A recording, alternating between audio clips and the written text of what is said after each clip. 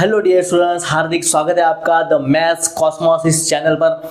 आज हम देखने वाले हैं महाराष्ट्र स्टेट बोर्ड का 10th स्टैंडर्ड का जो मैथ्स 1 है अलजेब्रा। इसमें जो पहला चैप्टर है उसके बारे में थोड़ा बेसिक कंसेप्ट देखने वाले हैं।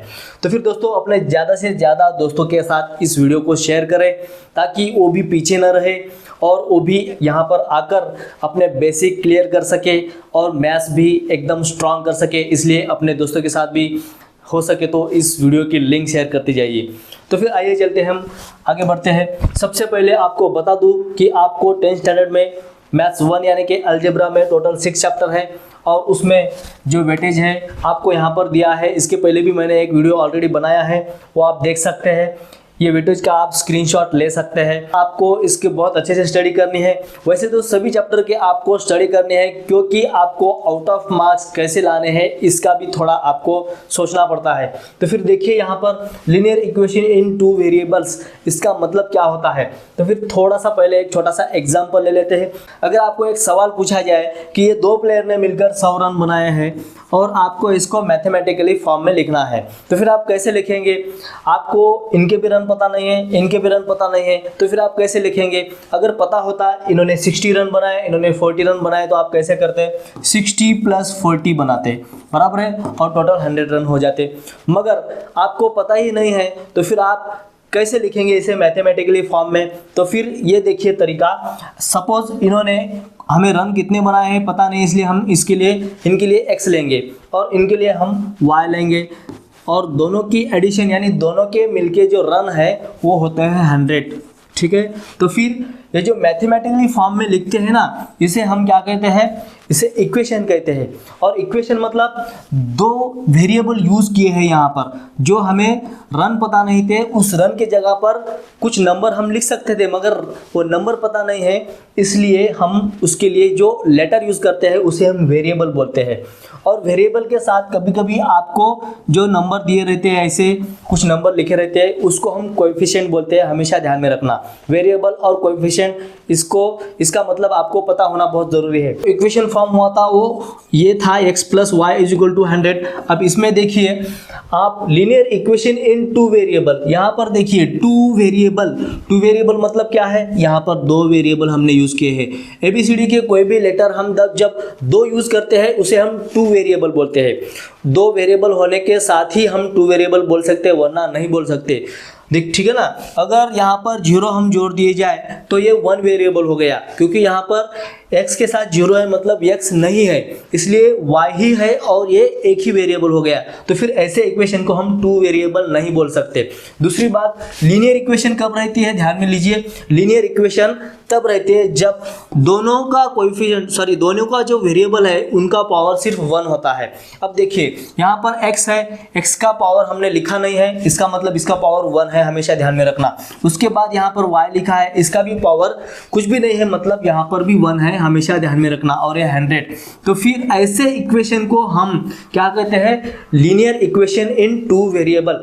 लीनियर इक्वेशन मतलब एक ऐसी इक्वेशन होती है जो ग्राफ पर एक ऐसी सीधी लाइन दिखाती है, सीधी लाइन दर्शाती है।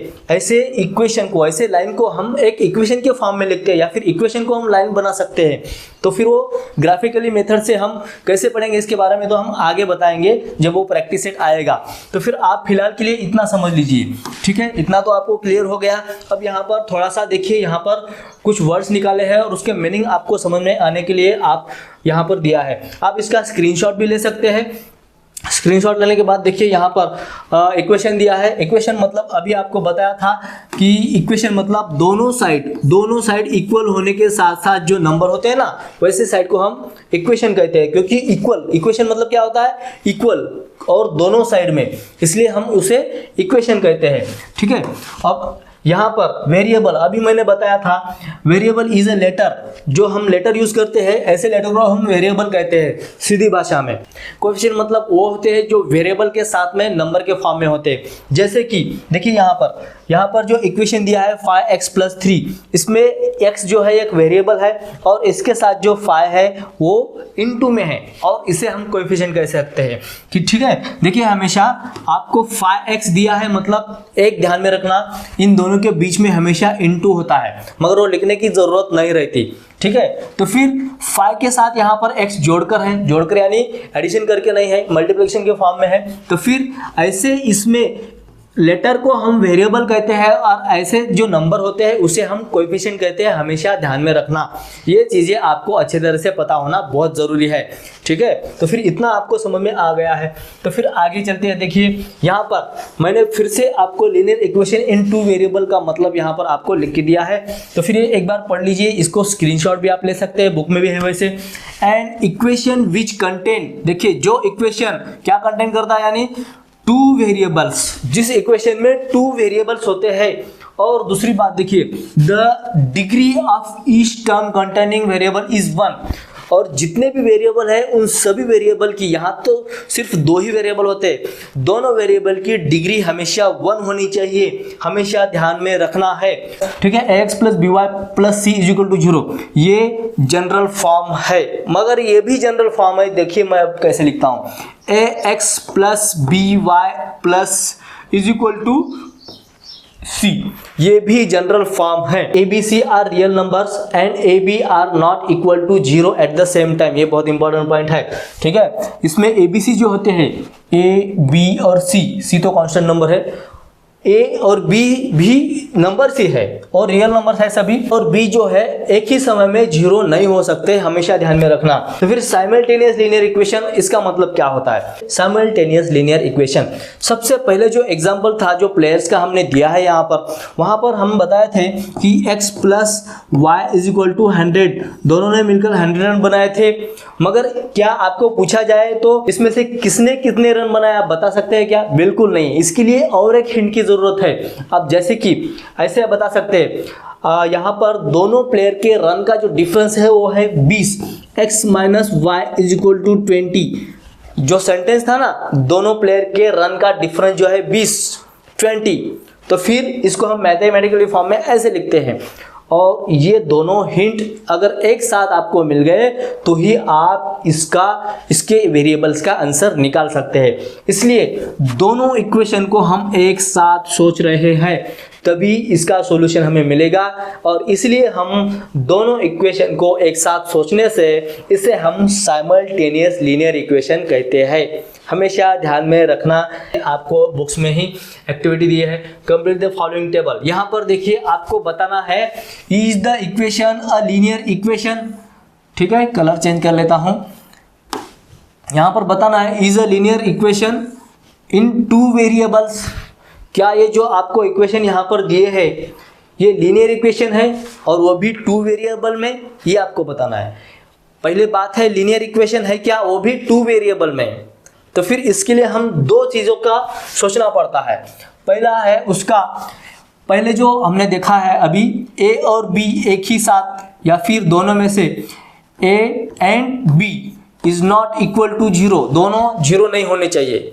दोनों में से एक भी 0 रहा तो भी यहाँ पर 2 वेरिएबल नहीं रहेंगे, इसलिए यहाँ पर नो लिखना पड़ेगा, ठीक है। समझ में आ जाएगा, रुको थोड़ा। इसके बाद देखिए, हर एक जो वेरिएबल होता है x और y, इनका डिग्री जो है वो 1 ही होना चाहिए, तभी हम उसे बोल सकते हैं कि वो लीनियर इक्वेशन है, वो भी 2 वेरिएबल में। कैसे देखिए, यहाँ पर देखिए 2 वेरिएबल है m और n, ठीक है, और इनका डिग्री भी 1 है, इसलिए ये यस लिखा है यहाँ पर, ओके। अब अगला देखिए, यहाँ पर आपको 2 वेरिएबल दिए हैं, चलो ठीक है, मगर यहाँ पर 2 दिया है और यहाँ पर 1 दिया है। ये है, इसका डिग्री 1 है, मगर ये पूरा इक्वेशन का डिग्री 2 हो गया ना यहाँ पर, इसलिए हम इसे नो लिखेंगे। क्या लिखेंगे? नो। हमेशा ऐसे ही करना है आपको, सिर्फ ये एक्टिविटी है, मगर समझ लेना बहुत जरूरी है। यहाँ पर आपको 2 वेरिएबल है, बिल्कुल है, ठीक है, सिर्फ 2 वेरिएबल नहीं दिखना है। अब डिग्री भी देखिए, देख लिए, ओके। अगली बात यह है कि यहाँ पर जो नंबर दिए है रूट में, ये रियल नंबर तो है ना, रूट में है तो क्या हुआ, ये रियल नंबर है, इसलिए यहाँ पर इसे आपको यस लिखना ही है, ओके। अब अगला देखिए, यहाँ पर 2 वेरिएबल है, नहीं है।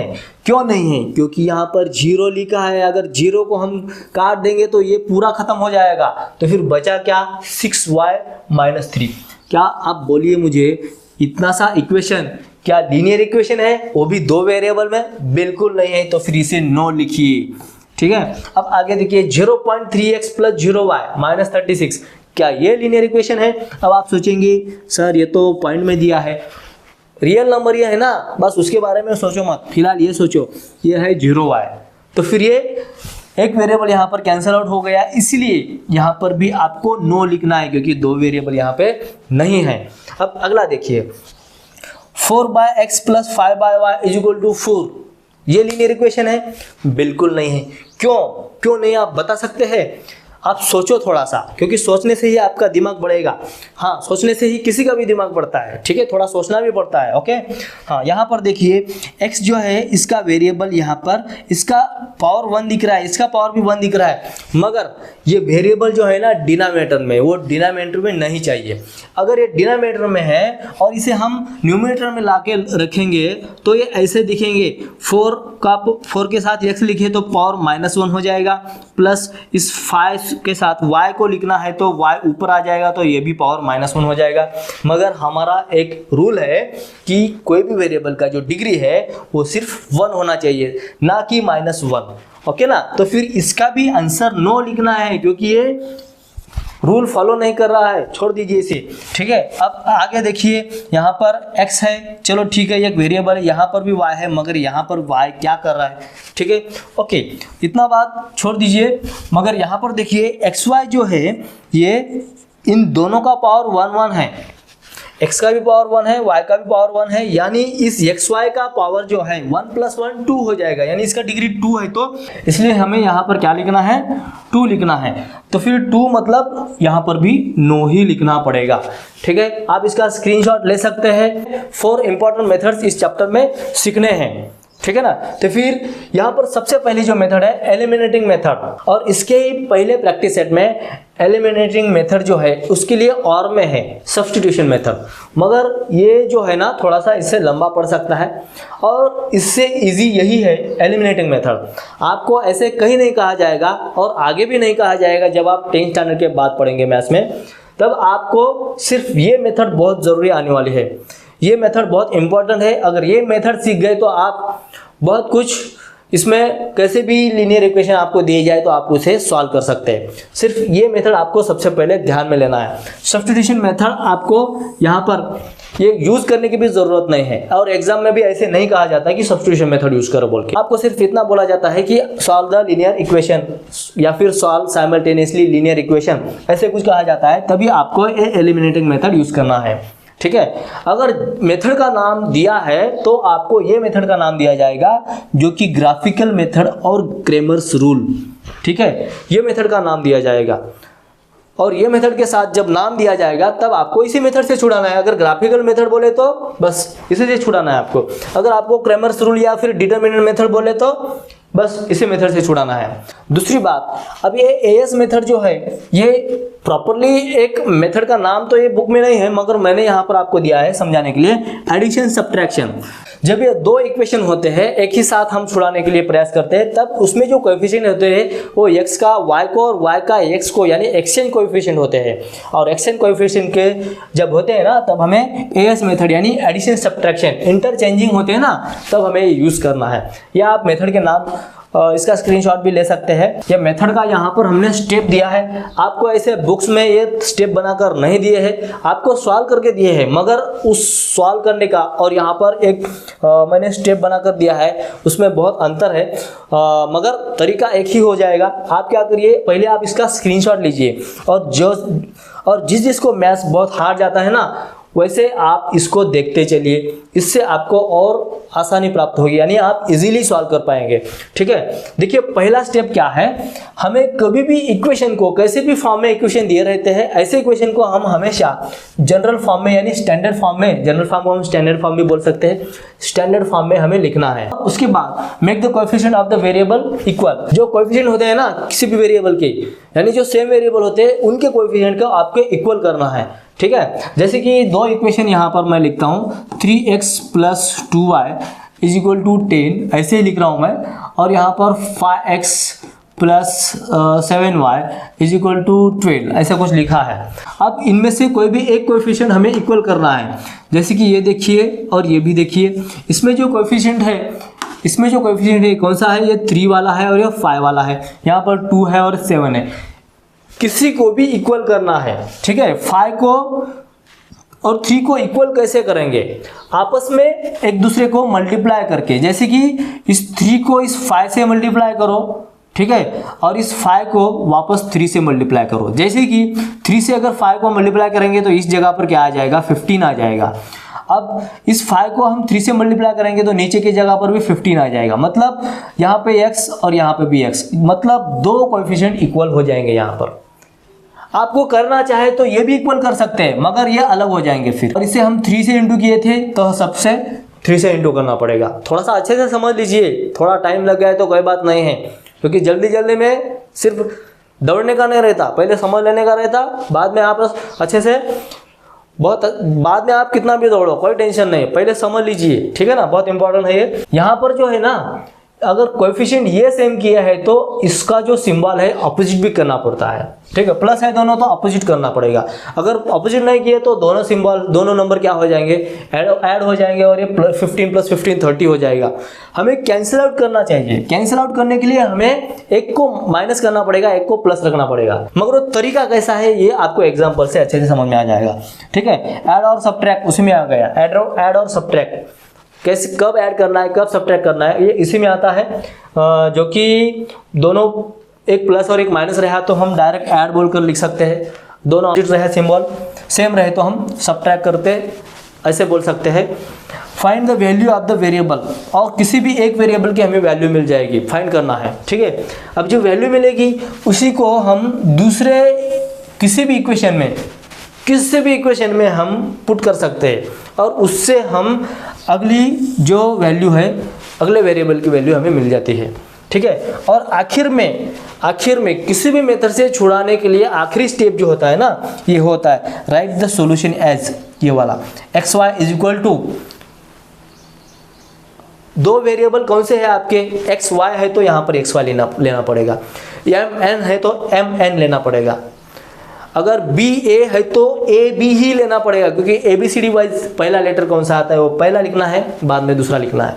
हमेशा ध्यान में रखना, कोई भी मेथड से आप छुड़ाएंगे तो पहला स्टेप और आखिरी स्टेप सबके लिए सेम है, बाकी थोड़ा बहुत चेंजेस बीच में है, और बहुत इजी है।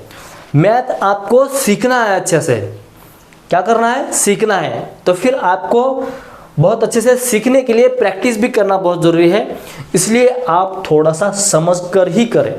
आपको इतना तो समझ में आ गया है, मगर अब प्रैक्टिस सेट में इसका यूज़ हम कैसे करेंगे ये भी बहुत अच्छे से आपको देखना है।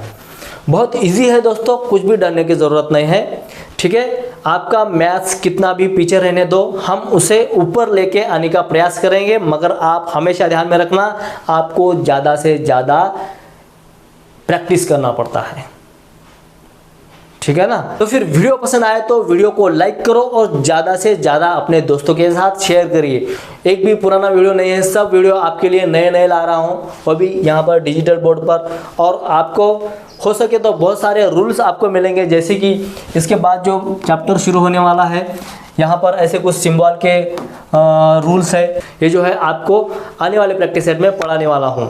तो फिर हमारा बेसिक कंसेप्ट यहाँ पर इतना ही, और बहुत सारे मैथ्स में बेसिक कंसेप्ट रहते हैं, जैसे कि प्लस साइन के सिंबल, उसमें भी, उसके लिए भी मैं अलग से वीडियो लेके आऊँगा। अगले वीडियो में हम 1.1 पढ़ेंगे, और इसी के साथ हम ये वीडियो यहाँ पर समाप्त करते हैं। पसंद आए तो ज़्यादा से ज़्यादा लाइक करें और अपने ज़्यादा से ज़्यादा दोस्तों के साथ शेयर करें। तो फिर मिलते हैं अगले वीडियो में द मैथ्स कॉस्मॉस चैनल पर। जय हिंद।